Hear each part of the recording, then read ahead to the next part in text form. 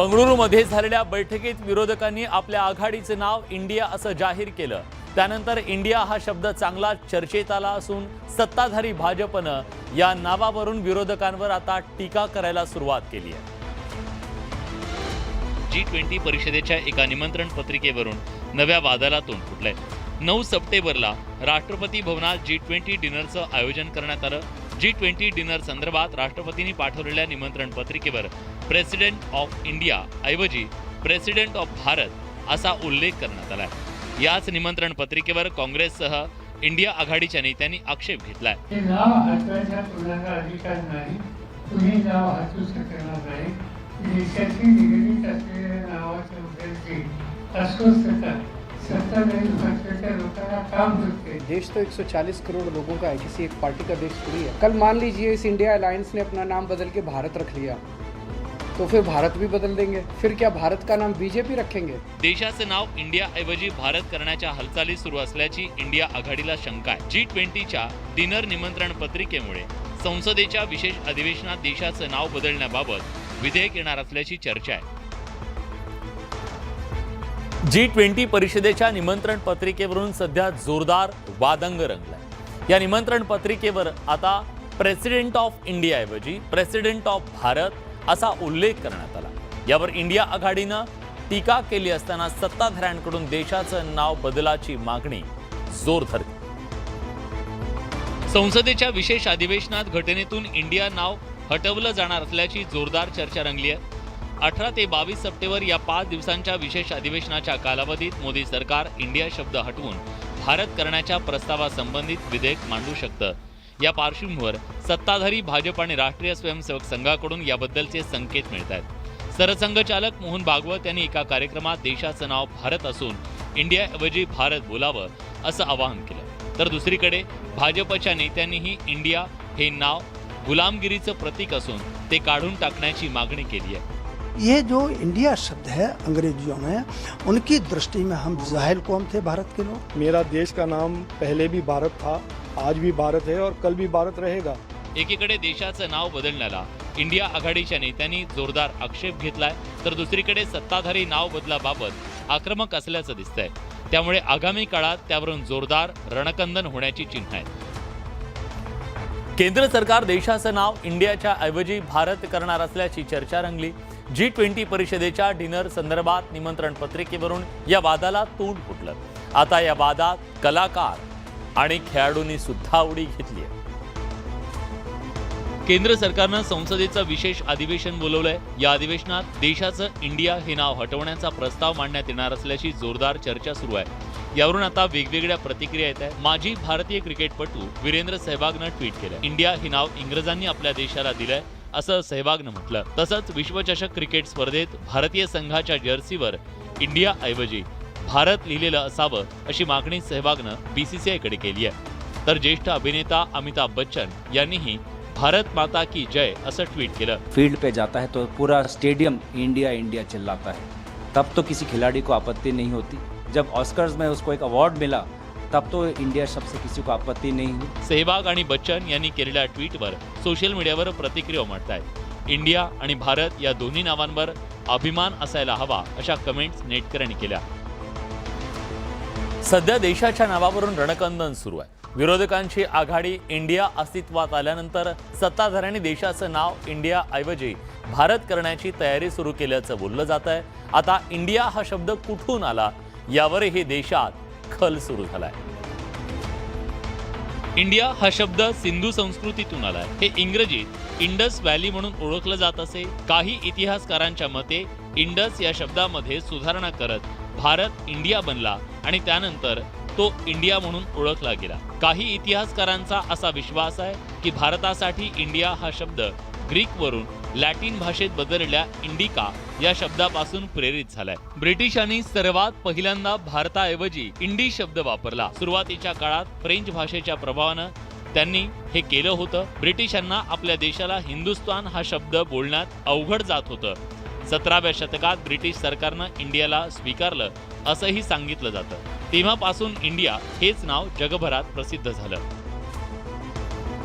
पंतप्रधान मोदींनी G20 परिषदेच्या आधी एक सर्वात मोठी एक्सक्लुझिव्ह मुलाखत moneycontrol.com ला दिली आहे. या मुलाखतीत पंतप्रधान मोदींनी जगभरात भारताची भूमिका महत्त्वाची असून G20मुळे भारताची ताकद वाढतीये असं म्हटलं. महागाई रोखण्यासाठी केंद्र सरकारनं अनेक पावलं उचलल्याचंही मोदी म्हणाले. पंतप्रधान नरेंद्र मोदींनी मनी कंट्रोलला विशेष मुलाखत दिली आहे. G20 परिषदेआधी मोदींची ही सर्वात मोठी मुलाखत आहे. G20मुळे भारताचं सामर्थ्य वाढलं असल्याचं पंतप्रधान मोदींनी म्हटलंय. भारताची जगभरात भूमिका महत्त्वाची असून तरुण पिढी ही देशाची ताकद असल्याचं पंतप्रधान मोदी म्हणाले. आपल्याकडे 140 कोटी लोकांची ताकद असल्याचं पंतप्रधानांनी अधोरेखित केलंय. महागाई रोखण्यासाठी केंद्र सरकारनं अनेक पावलं उचलल्याचं त्यांनी मुलाखतीच्या दरम्यान म्हटलं. जगाला भेडसावणाऱ्या समस्या सोडवणं गरजेचं असून प्रश्न सोडवण्यासाठी भारत जगासोबत आहे. जगात भारताच्या भूमिकेला अनन्यसाधारण महत्त्व असल्याचं पंतप्रधान मोदी म्हणाले.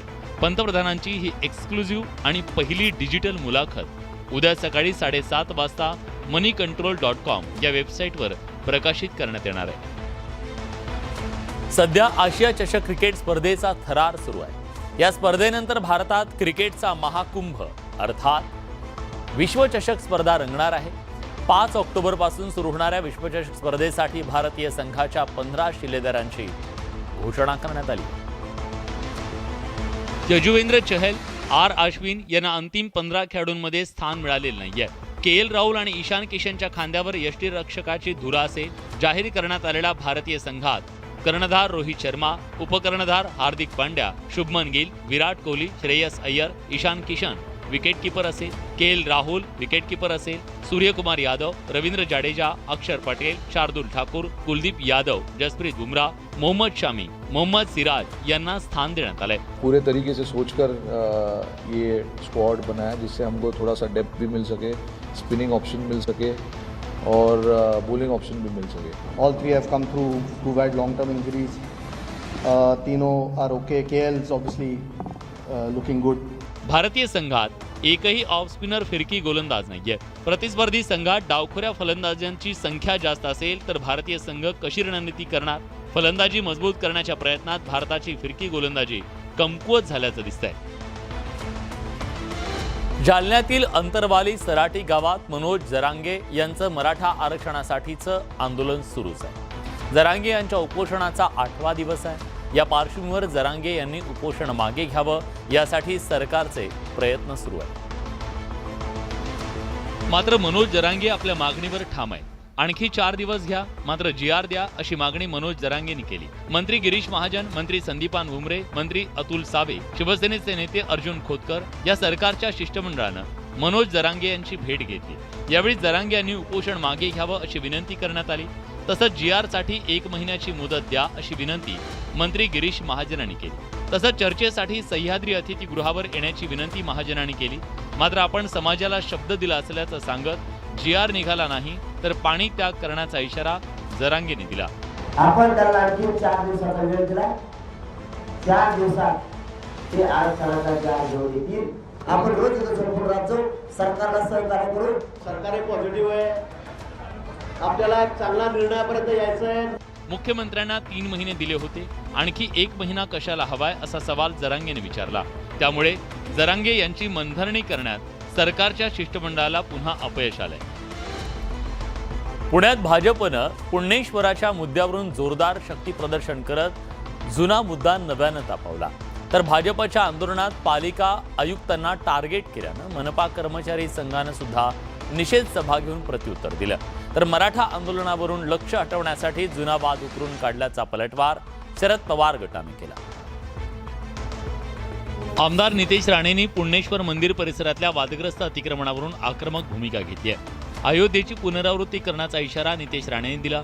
मराठवाड्यात मराठा आरक्षणाचा मुद्दा धुमसत असताना पुण्यात पुणेश्वराच्या मुद्द्यावरून नितेश राणेंनी प्रक्षोभक भाषा वापरली. तुमचा बाप अगर हा कारवाई अगर करणार नसेल तर मग आम्हालाच आतमध्ये घुसून कारवाई करायला लागेल. कायदा पाळणं हे तुमचं काम आहे. नितेश राणेंच्या दमबाजीला पुणे मनपा कर्मचाऱ्यांनी देखील निषेध सभा घेऊन जशास तसं उत्तर दिलं. तर मराठा आंदोलनावरून लक्ष हटवण्यासाठी भाजपा षडयंत्र रचत असल्याचा पलटवार राष्ट्रवादीच्या शरद पवार गटानं केलाय. जे आमच्या हातात नाही किंवा कोणाच्या हातात नाही अशा गोष्टींबद्दल जबाबदार धरून सॉफ्ट टार्गेट करणं हे चुकीचं आहे. पुणेश्वरच्या मुद्द्यातून हिंदू मुसलमान वाद पेटवण्याचा प्रयत्न हा या शहरात केला जातोय. हिंदुत्ववादी संघटनांच्या पवित्र्यामुळे मुस्लिम बांधवांमध्ये अस्वस्थता पसरली आहे. त्यामुळे पोलीस आयुक्तांची भेट घेऊन शहरात कायदा आणि सुव्यवस्था राखण्याचं आवाहन करण्यात आलंय. भाजपनं आधी शिवसेना फोडली, नंतर राष्ट्रवादी फोडली आणि गेल्या 9 वर्षात भाजपनं केवळ फोडाफोडीचं राजकारण केलं असा आरोप हल्लाबोल शरद पवारांनी केला. जळगावमधल्या शरद पवारांनी सभेत हे वक्तव्य केलं. या सभेसाठी जळगावात आलेल्या पवारांचं जोरदार स्वागत करण्यात आलं. जळगावात शरद पवार यांचं आगमन होतात भव्य पुष्पवृष्टी करत त्यांचं जल्लोषात स्वागत करण्यात आलं. राष्ट्रवादी काँग्रेसच्या नवनियुक्त प्रदेशाध्यक्ष रोहिणी खडसे खेवलकर यांच्या वतीनं तब्बल 5 JCBद्वारे शरद पवार यांच्यावर पुष्पवृष्टी करण्यात आली. त्याचप्रमाणे तब्बल 1.25 क्विंटलचा भला मोठा पुष्पहार घालून शरद पवारांचं स्वागत करण्यात आलं. साहेबांनी काय केलं? 9 वर्ष झाली. इतर राजकीय पक्ष फोडणे, शिवसेना फोडली, राष्ट्रवादी फोडली, फोडाफोडी सरस. राज्यातील अनेक भागातल्या दुष्काळी परिस्थितीबाबत सरकार गंभीर नसल्याचा आरोप पवारांनी केला. त्या भाजपवाल्यांच्या हातामध्ये महाराष्ट्राच्या देशाची सूत्र आहेत. त्यांना शेतकऱ्यांच्या दुःखाबद्दल व्यक्तिची आस्था नाही. दरम्यान शरद पवारांनी जळगावात भर उन्हात ओपन जीपमधून रॅली काढली. या रॅलीला नागरिकांनी मोठी गर्दी केली होती. जळगावात राष्ट्रवादी काँग्रेसच्या शरद पवार गटानं जोरदार शक्ती प्रदर्शन केलं. यावेळी घेतलेल्या जाहीर सभेमध्ये भाजपातून राष्ट्रवादी दाखल झालेल्या एकनाथ खडसेंची मुलुख मैदानी तोफ धडाडली. त्यांच्या निशाण्यावर भाजप आणि फडणवीस होते. जळगावात झालेल्या जाहीर सभेत बोलताना एकनाथ खडसेंनी भाजपवर आणि देवेंद्र फडणवीसांवर जोरदार हल्लाबोल केलाय. फडणवीसांनी केलेल्या घोषणा आणि दिलेली आश्वासनं प्रत्यक्षात आले नसल्याचा आरोप खडसेंनी केला. त्याला भाजपनंही प्रत्युत्तर दिलंय. हे केलं नाही तर राजकारण सोडेल, हे केलं नाही तर लग्न करणार नाही, हे केलं नाही वाटेल ते शिक्षाही होईल. पण एकही काम या महाराष्ट्रामध्ये सांगितलेला शब्द दिलेला केला नाही. तुमची मस्ती अजून जिरली नाही का? आमची मस्ती काढताय तर तुम्ही काय होतं आता कुठे जाऊन बसलेला आहात? 10 मंत्रीपद घेताना तुम्हाला काही वाटलं नाही त्यावेळेला? शिंदे फडणवीस सरकारमध्ये सहभागी झालेल्या अजित पवारांना सुद्धा खडसेंनी टोला लगावलाय. अरे क्या हालत बना दी दादा तुमने. या तो शेर थे, तुमच्या आवाजाला वजन नव्हतं, पक्षामध्ये तुम्हाला किंमत होती. राज्यातील बळीराजा अडचणीत असून त्यासाठी ठराव करा असा टोला खडसेंनी जिल्ह्यातल्या आपल्या विरोधकांना लगावलाय. पुण्यात पालकमंत्री पदावरून 2 दादांमध्ये चढाओढ सुरू असताना आता कोल्हापुरात सुद्धा असंच काहीसं चित्र पाहायला मिळत आहे. दीपक केसरकर कोल्हापूरचे पालकमंत्री असताना राज्याचे वैद्यकीय शिक्षण मंत्री हसन मुश्रीफ जनता दरबार घेत आपणच कोल्हापूरचे पालक असल्याचं दाखवून देत आहेत. त्यामुळे सरकारमध्ये पालकमंत्री पदाचा वाद अजून शमला नसल्याचं समोर येत आहे. अजित पवारांनी सत्तेत सहभागी होतात पुण्याची सूत्र त्यांच्या हातात घेतली. त्यामुळे पुण्याचे पालकमंत्री चंद्रकांत पाटील की अजित पवार अशी चर्चा सुरू झाली. आता असाच काहीसा प्रकार राष्ट्रवादीनं कोल्हापुरात सुरू केलाय. हसन मुश्रीफ यांनी पालकमंत्री दीपक केसरकरांना बाजूला सारत प्रशासकीय अधिकाऱ्यांसोबत जनता दरबार घेतला आणि जिल्ह्याचे पालक आपण असल्याचे संकेत दिले. फुकट चक्रा मारण्यासाठी त्यांनी इकडं कार्यालयाकडे येऊ नये एवढा एका उद्देशानं आणि लोकांचं समाधान करणं. आणि शासन आपला दारी हा कार्यक्रम मुख्यमंत्र्यांच्या उपस्थितीत झाल्यामुळे पुन्हा असा वेगळा कार्यक्रम घेण्याची आवश्यकता मला वाटली नाही, म्हणून घेतलेली नाही. मी मुश्रीफ साहेबांची अवश्य चर्चा करेन. महाराष्ट्रात सध्या 3 पक्ष सरकारमध्ये एकत्र आलेत, पण प्रत्यक्षात हे तिन्ही पक्ष स्वतंत्रपणे त्यांचं विजन राबवताना दिसत आहेत. या पार्श्वभूमीवर हा तिढा आता महायुती सरकार कसं सोडवतं हे पाहणं महत्त्वाचं आहे. मुंबईत गेल्या काही दिवसांपूर्वी म्हाडाच्या घरांची लॉटरी निघाली. यानंतर पुण्यातील नागरिकांचं म्हाडाच्या लॉटरीकडे लक्ष लागलं होतं. म्हाडाच्या घरांच्या प्रतीक्षेत असलेल्या पुणेकरांना आता आनंदाची बातमी मिळाली आहे. बिल्डरांकडील घरापेक्षा म्हाडाच्या घरांच्या किमती कमी असल्यानं म्हाडाच्या घरांच्या लॉटरीची प्रतीक्षा घराचं स्वप्न बाळगणारा सर्वसामान्य करत असतो. म्हाडाच्या पुणे मंडळाच्या 5,863 घरांसाठी जाहिरात प्रसिद्ध झाली. ऑनलाईन अर्ज भरण्याची शेवटची तारीख 29 सप्टेंबर असणार आहे. 18 ऑक्टोबरला या म्हाडाच्या घरांची सोडत काढली जाईल. गेल्या मार्चमध्ये पुणे मंडळानं सुमारे 6000 घरांची सोडत काढली. त्यानंतर त्यांनी पुन्हा ही सोडत काढत अनेकांना आनंदाची बातमी दिली आहे. या सोडतीत म्हाडा गृहनिर्माण योजनेतील 403 घरं, PMSY मधील 431 घरं, 15% सामाजिक गृह योजनेतील 344 घरं, म्हाडा गृहनिर्माण प्रथम प्राधान्य योजनेतील 2445 घरं आणि 20% 2240 घरांचा समावेश आहे. शेतकऱ्यांनी पुण्यातील साखर आयुक्त कार्यालयाच्या बाहेर आंदोलन केलं. थकीत ऊस बिलाच्या संदर्भात शेतकरी आक्रमक झाले. रस्त्यावर उतरून शेतकऱ्यांनी भीक मागत आंदोलन केलं. सोलापूर जिल्ह्यातल्या मकाई सहकारी साखर कारखान्यांचे सभासद शेतकरी आक्रमक झालेत. चालू वर्षातील ऊस बिल दिलं नसल्यानं पुण्यातील साखर संकुलासमोर शेतकऱ्यांनी आंदोलन केलं. चालू वर्षातील ऊस बिल दिलं नसल्यानं शेतकऱ्यांनी भीक मागू आंदोलन केलं. साखर आयुक्तांकडे पाठपुरावा करूनही ऊस बिल मिळत नसल्यानं शेतकऱ्यांनी आक्रमक पवित्रा घेतला. रस्त्यावर येणाऱ्या जाणाऱ्या नागरिकांकडून भीक मागत शेतकऱ्यांनी आंदोलन केलं. चेअरमनला देणारे भीक मागून शेतकऱ्यांची त्यांनी 6-6 महिन्याची बिलं 9 महिन्याची बिलं थांबवून ठेवलेली आहेत. त्याच्यामुळे सर्व भीक आम्ही त्याला देणार आहोत. माजी मंत्री दिग्विजय बागलांच्या मुलानं 2 कारखान्याचे पैसे थांबवले, 26 कोटी रुपये खाल्ले. जर अजूनही कमी पडत असेल तर शेतकरी पुण्यात भीक मागतायत. भीक मागून आम्ही चेअरमनांना पैसे पाठवण्याचे. कोट्यवधी रुपयांची थकबाकी असून जोपर्यंत ही थकबाकी देत नाही तोपर्यंत माघार नाही अशी भूमिका आंदोलक शेतकऱ्यांनी घेतली आहे. ऑगस्ट सरला तरी राज्यात म्हणावा तसा पाऊस झालेला नाही. त्यामुळे सर्वच भागातील धरणं तळगाठू लागली आहेत.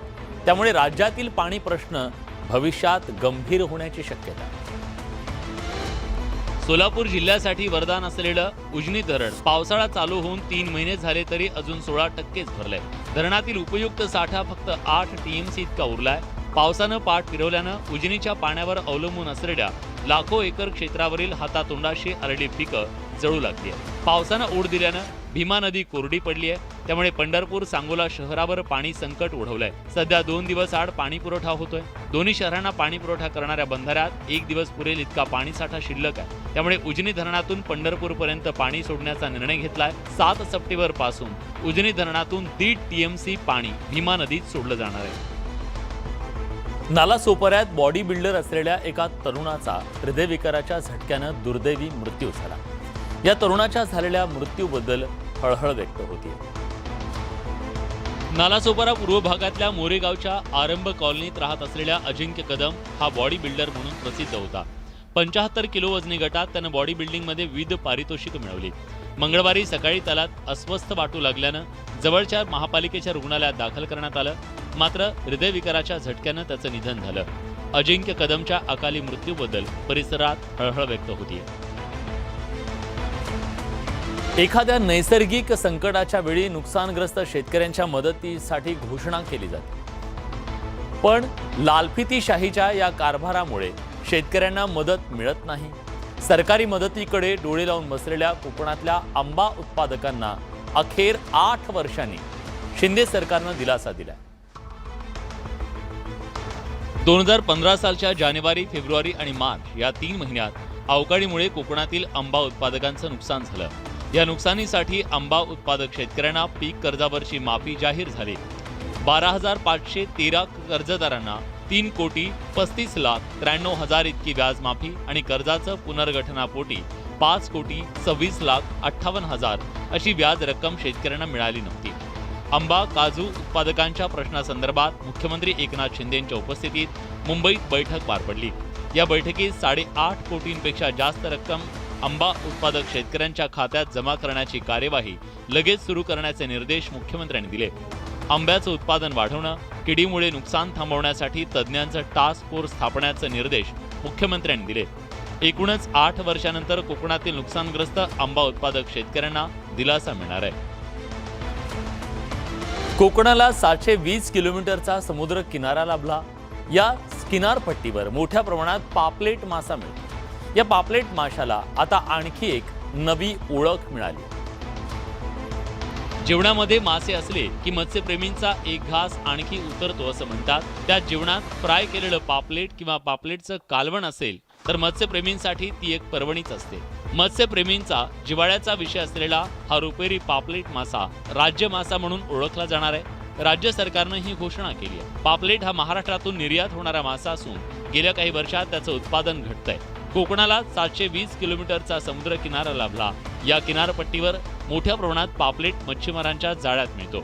रुपेरी पापलेट या मत्स्य प्रजातीचं जतन करण्याच्या दृष्टीनं या माशाला राज्य मासा म्हणून अधिकृत दर्जा मिळावा अशी मागणी मच्छीमार बांधवांनी केली होती। त्यांची ही मागणी मान्य करण्यात आल्यानं मच्छीमारांनी आनंद व्यक्त केलाय। भारताच्या सूर्ययानानं आदित्य L1नं सूर्य मोहिमेच्या दिशेनं आणखी एक दमदार पाऊल टाकलंय। पृथ्वीभोवतीची प्रदक्षिणा पूर्ण करून या यानानं नव्या ऑर्बिटमध्ये प्रवेश केला। भारतीय अंतराळ संशोधन संस्था म्हणजे इस्रोनं याबद्दलची माहिती दिली आहे। आदित्य L1ने मंगळवारी पहाटे 2:45 पृथ्वीच्या नव्या कक्षेत प्रवेश केला। पृथ्वीपासून या कक्षेचं किमान अंतर 282 किलोमीटर आहे, तर कमाल अंतर 40,225 किलोमीटर असल्याचं इस्रोकडून सांगण्यात आलं। आदित्य L1 10 सप्टेंबरला भारतीय वेळेनुसार पहाटे 2:30 वाजता पृथ्वीच्या नव्या कक्षेत प्रवेश करणार असल्याचं इस्रोकडून सांगण्यात आलं। त्यामुळे आत्ताच्या कक्षेतील आदित्य यानाची प्रदक्षिणा पूर्ण झाल्यावर हे यान पृथ्वीच्या नव्या कक्षेत प्रवेश करायला सक्षम असेल। या यानाची पृथ्वीभोवतीची ही प्रदक्षिणा पूर्ण झाली की त्याच्या मोहिमेच्या दिशेनं त्याचं आणखी एक सकारात्मक पाऊल पडेल। आदित्य L1ला त्याच्या नियोजित स्थानी पोहोचण्यासाठी जवळपास 4 महिन्यांचा कालावधी लागणार आहे। लँग्रेज पॉइंट 1 वरून आदित्य यान सूर्याचा अभ्यास करणार आहे। त्यासाठी या यानाला 15 लाख किलोमीटरचा प्रवास करावा लागणार आहे। तर या होत्या दिवसभरातल्या सर्व महत्त्वाच्या बातम्या, दमदार बातम्या। दमदार 10 या बुलेटिनमध्ये आपण इथेच थांबतोय। ताज्या घडामोडींसाठी बघत रहा न्यूज 18 लोकमत।